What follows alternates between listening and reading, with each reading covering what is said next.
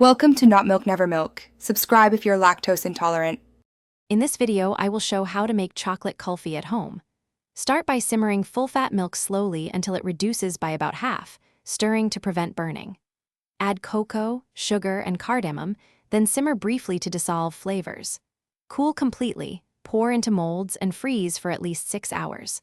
For creamier texture, stir halfway through freezing or add a splash of evaporated milk before freezing.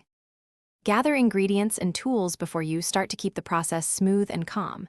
Measure milk, cocoa, sugar, and any optional condensed milk or nuts. Have a heavy-bottomed pan, spatula, and molds ready, along with a thermometer if you like precision. Prepping everything first helps you focus on gentle simmering, which builds flavor and thickness without scorching the milk. This step saves time and ensures consistent results. If you're enjoying this guide, please subscribe and like to help more recipes reach hungry home cooks. Quick recommendation.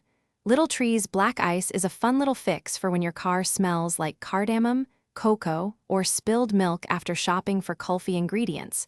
Grab one and breathe easy. Check the description for the link and other deals, and thanks for the support. Now let's get back to the video. Mastering texture comes from low and slow cooking, so be patient and attentive while reducing milk.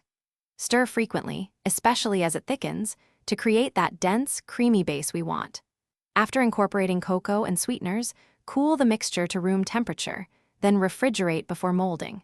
Freezing cold mixture too soon can form ice crystals.